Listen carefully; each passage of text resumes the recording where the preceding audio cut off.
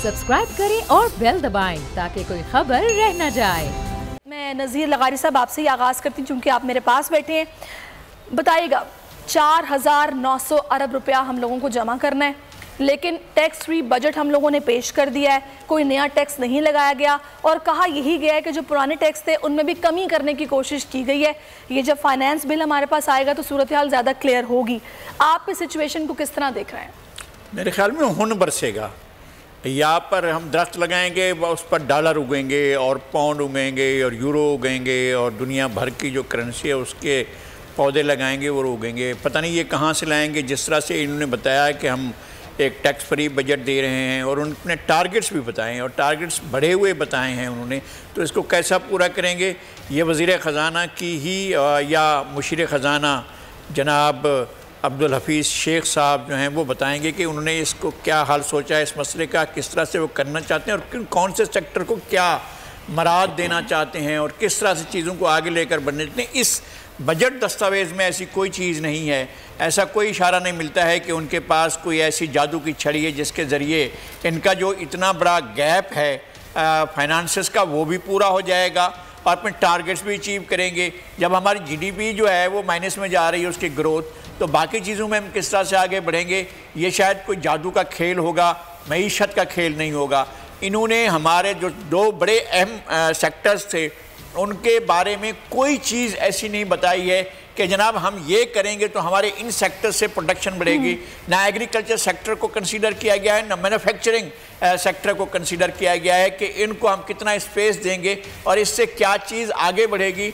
आज इस तरह से पिछले रोज़ भी बताया गया कि जनाब हमारे यहाँ जो लोग ग्रो कर रहे हैं, जो लोग पैदा कर रहे हैं, उनको तो उनका सिला नहीं मिल रहा है और वो तो वैसे ही तबाहाली की तरफ जा रहे हैं। और बाज़ हुकूमतें ऐसी आती हैं जब वो कभी कभी बाइसिकल से मोटरसाइकिल, मोटरसाइकिल से कार, कार से जो है वो किसी अच्छी सवारी की तरफ जाते हैं, तो फिर बाज़ हुकूमतें ऐसी जाती हैं वे फिर वापस चलते हैं, कार बेचते हैं, फिर मोटरसाइकिल लेते हैं, फिर साइकिल बेचते हैं, फिर पैदल चलना शुरू कर देते हैं। किसानों की हालत तो अब आजकल ऐसे हो रही है। बाकी मैन्युफैक्चरिंग सेक्टर जो है वो भी बहुत बुरी हालत का शिकार है, बहुत बुरे हालात में है।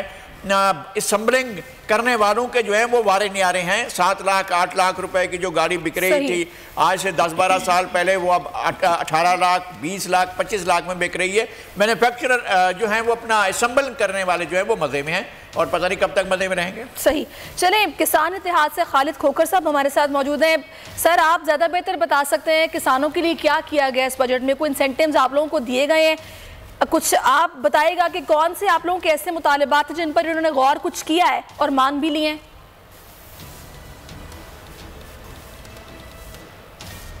बिस्मिल्लाहिर्रहमानिर्रहीम। पहले तो मैं आपका मशकूर हूँ कि आज आपने यहाँ इनवाइट किया, लेकिन इस वक्त काश्तकार इंतहाई परेशानी के आलम में है। मैं उनके जज्बात का लफ्ज़ में अदा करके नहीं बता सकता वो कितने परेशान हैं।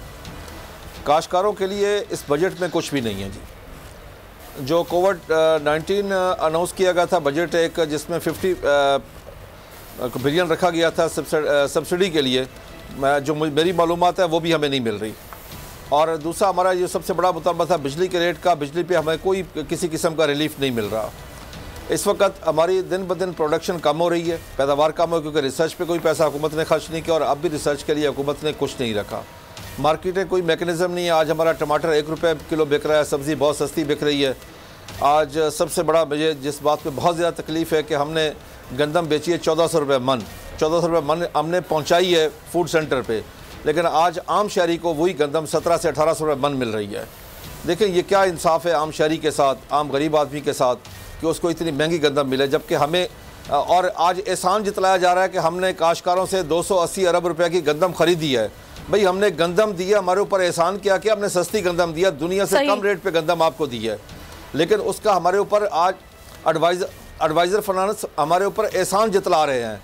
भाई एहसान तो उस काश्तकार का है जिस बेचारे ने अल्लाह के हुक्म से इस ज़मीन का सीना चीर कर रात दिन सांपों से, बिच्छुओं से मुकाबला करके सर्दी की रातों में जिसने इसको पानी लगाया, काश किया और थ्रेशर करके आपके हवाले कर दी ताकि अल्लाह की मखलूक उसको खा सके। आज हुकूमत उस पर एहसान जितला रहे, हमने 280 अरब की खरीदी है। भाई 280 अरब की खरीद ली है तो आपकी वो सिस्टम मैकेनिज्म कहाँ है इस वक्त? जो गरीब आदमी वो 1800 रुपये मन खरीद कर रहा है, उस गरीब आदमी का क्या कसूर है जिसकी दिहाड़ी यानी कि आपको कुछ दिया नहीं गया इस बजट में? 200, 300, 400, 500 रुपए दिहाड़ी कमाता है। बस गंदम आपसे खरीदिए, यही आप पर एहसान किया गया है? नहीं, इस बजट देखें हमारी कॉस्ट ऑफ पड़े नहीं, गंदम में जो हमारे साथ जुल्म हुआ है, जुल्म अजीम हुआ है कि काश्तकार 25 मन से ज्यादा जिसने गंदम खुद उठाई है वो रख नहीं सकता। हमारे घरों में पुलिस दाखिल हुई है गंदम उठाने के लिए। देखिए हमारे जो अपने घर के अखराजात हैं वो आम काश्तकार के 100, 150, 200 मन खर्चा होता है कि उससे तनख्वाह यानी कि मैं आपकी बात समझ गई हूँ। आप ये कहना चाह रहे हैं कि पॉलिसी मेकिंग बहुत जरूरी है, क्योंकि हमारी इकोनॉमी एग्रो बेस्ड इकोनॉमी है। इसके लिए कुछ करना, एक प्रॉपर हिकमत अमली बनाना, किसानों को इंसेंटिव्स देना, ये बहुत जरूरी है, जो कि नहीं किया जा रहा। मियां जाहिद साहब आपकी तरफ आऊंगी। मियां जाहिद साहब, कल से ही आपसे बात हो रही है इस बजट को लेकर, जब से सर्वे रिपोर्ट आई उसके बाद से आप ज़्यादा बेहतर चीज़ों को समझते हैं, आपने सारी सिचुएशन अब देख भी ली है। मुझे ये बताएं, पूरी दुनिया में कहीं भी ग्रोथ की बात नहीं हो रही। इस साल को सर्वाइवल का साल कहा जा रहा है और ये कहा जा रहा है कि दिसंबर तक हमें सर्वाइव करना है बस।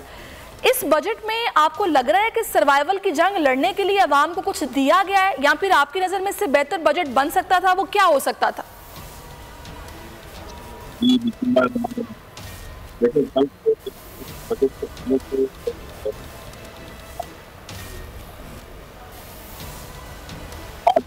मियां जाहिद साहब से मेरा राब्ता जो है वो शायद मुनक़ता हो गया, और फिर से बहाल करने की कोशिश करते हैं। अच्छा अमीर अब्बास, मैं आपकी तरफ आ जाती हूँ।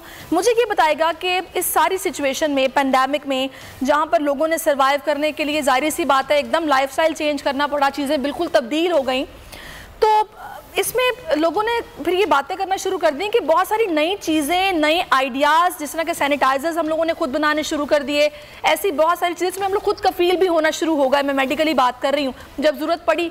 तो आपको नहीं लगता कि एक ऐसा सेक्टर, एग्रीकल्चर सेक्टर ऐसा था जिस पे अगर हम पूरा फोकस करते तो शायद एक नया रेवेन्यू जनरेट होता, एक ऐसा सेक्टर जिस पे पूरा फोकस किया जाता, तो हम वहाँ से पैसे निकालते और इस पेंडेमिक में लगाते?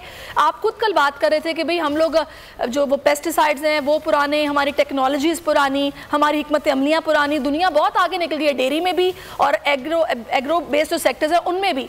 तो आपका क्या ख्याल है, ऐसा कुछ किया जाना चाहिए था जो कि नहीं किया गया? देखिए सारिश, हमारी यील्ड यानी जो पैदावार है पाकिस्तान में वो कम है। जितनी पैदावार हम हासिल कर सकते हैं हम हासिल नहीं कर पा रहे।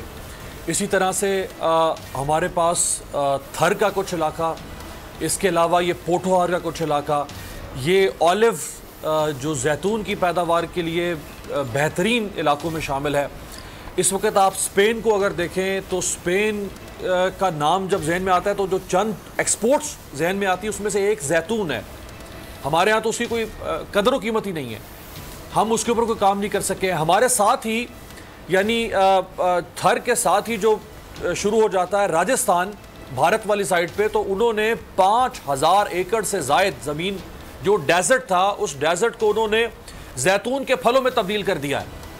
इसी तरह से इसराइल को आप देखें कि इसराइल जिसका 60% से ज़ायद सहरा पर मुश्तमिल है, 60% से ज़ायद, वो अपने सहरा से ऑर्नामेंटल फिश, ये जो एक्वेरियम में सजावटी मछलियाँ आप देखते हैं अपने घरों में, ये वो 60% सहरा में पैदा कर रहा है। हाइड्रोपोनिक टेक्नोलॉजी उसने ईजाद की, यानी वो एक कतरे पानी को 5 कतरों में तब्दील कर देती है वो टेक्नोलॉजी। ये काम किए हैं दुनिया ने, आपने जख मारी है, दुनिया ने काम किया है। आपके जो ज़रूरी इनपुट्स हैं वो बहुत ज्यादा हैं। सही बात है। आपकी लागत बहुत ज्यादा है, पैदावार बहुत कम है, और वो जो पैदावार है वो भी मिडल मैन जो है उसके पास चली जाती है और आपका जो काश्तकार है वो रोता है। इसी तरह आप शुगर माफिया जो पाकिस्तान के अंदर है, ये बैठे हुए आपके साथ हमारे किसान इत्तेहाद के, इनसे पूछें कि जो शुगर माफिया गन्ना, 1 साल की फसल है गन्ना, 1 साल काश्तकार काश्त करता है, उसको इंतजार करता है, उसके बाद वो गन्ना शुगर मिल वाला खरीदता है, एक साल तक पेमेंट नहीं करता। मेरे पास यही लगता है कि एक्सपोर्ट्स पर उन्होंने फोकस ही नहीं किया, इंडस्ट्री को कॉम्पिटिटिव बनाया ही नहीं कि भाई मुकाबला करना है, कुछ हम सीखें, कुछ समझें, कुछ नया लेकर आए, ऐसा कुछ किया नहीं गया। हम टिड्डी दल ही नहीं खत्म कर सके अभी तक। अब तो मेरा ख्याल है काफी टाइम भी गुजर चुका है, कुछ नहीं हो रहा। अच्छा, मैं इस पर जमील से भी उनका पॉइंट ऑफ व्यू लूंगी। मैं चाहूंगी मियां जाहिद साहब को मैं शामिल कर लूँ गुफ्तगू में। जाहिद साहब, मैंने आपसे ये सवाल किया था कि पूरी दुनिया में कहीं भी ग्रोथ की बात नहीं हो रही, अब जो भी बात हो रही है वो हो रही है सर्वाइवल की, और मैसिव इंसेंटिव्स दिए जा रहे हैं दुनिया भर में। तो आपको क्या लगता है जो बजट कल पेश किया गया है, इसमें सर्वाइवल की जंग लड़ने के लिए क्या आवाम की मदद के लिए काफ़ी कुछ किया गया है, या फिर इससे बेहतर बजट बन सकता था आपकी नज़र में?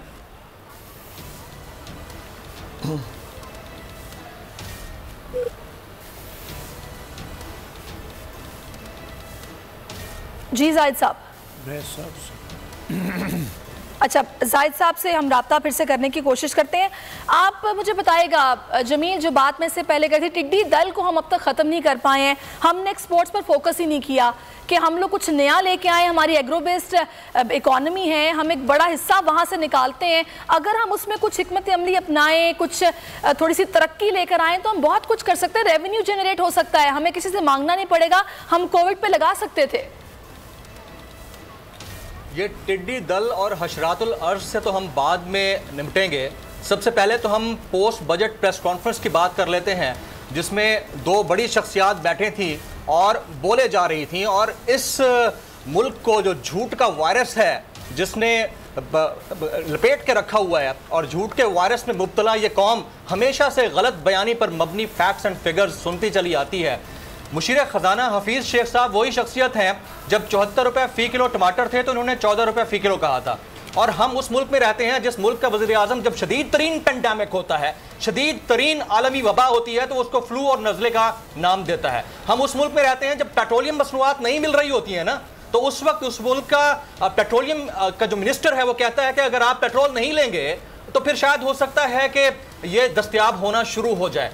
अब वही मुशीर ख़जाना कहते हैं कि पेट्रोलियम मसनूआत की कीमतों में कमी का फ़ायदा भरपूर तरीके से हमने पब्लिक को पहुंचा दिया है। यार मेरे ख्याल में ये शर्म से डूब मरने का मुकाम है। पिछले 20 दिन से आप देख लें, 31 तारीख से मेरे ख्याल में चेंजेस आई है ना, 20 ना करें 12 दिन कर लें, 12 दिन से आप जाकर देख लें कहां पेट्रोलियम मसनूआत मिल रही हैं जहां आपने 76 रुपए किया पेट्रोल को, और पेट्रोलियम मसनूआत ना मिलने से क्या रिजल्ट निकला है। यानी वो जो आपने समरात उस कम पैसे करने से लोगों तक पहुंचाने थे, और डायरेक्टली प्रोपोर्शनल होती हैं बाकी चीजें, बाकी यानी अशियाए खुर्दनोश की जो इन्फ्लेशनरी रेट है वो उससे डायरेक्टली प्रोपोर्शनल होता है, वो नीचे नहीं आई वो ऊपर आई। आप इसका कंपैरेटिव एनालिसिस कर देख लीजिए। तो ये मामला, ये फंडा, ये सारा मामला जो है ये निज़ाम का है। और अगर मैं यहाँ पर एक एग्जाम्पल कोट कर दूँ, अगर आप लोग एक शख्सियत जिनका ताल्लुक यूनान से था उनको जानते हो, प्लेटो नाम था, उनको अफलातून के नाम से हम लोग जानते हैं। प्लेटो ने हमेशा जमहूर की बात की थी लेकिन जमहूरियत की बात नहीं की थी। प्लेटो अपनी एक किताब रिपब्लिक, बड़ी मशहूर किताब है, 36 किताबें उसने लिखी, लेकिन उस मशहूर किताब में एक जुमला लिखा था, doomed are the nations who are governed by traders and dictators. ये उसके लिए जुमला था, उनकी शायद इकोनॉमी के लिए हो सकता था, लेकिन पाकिस्तान के अंदर जब जब डिक्टेटर्स आए हैं, जब जब ट्रेडर्स गवर्नमेंट में आए हैं, मुझे उनका जो जीडीपी रेशो है वो तो बेहतर नजर आता है। और जब हमें ये लगा कि एक आम आदमी को गवर्नेंस दे देनी चाहिए और मुल्क की बागडोर संभाल लेनी चाहिए, तो उस आम आदमी के बागडोर संभालने के बाद जो रिजल्ट्स हैं वो आपके और हमारे सामने हैं। बिल्कुल, टिड्डी दल हो या इसके अलावा कोरोना वायरस हो, दोनों में जो। सब्सक्राइब करें और बेल दबाएं ताकि कोई खबर रह न जाए।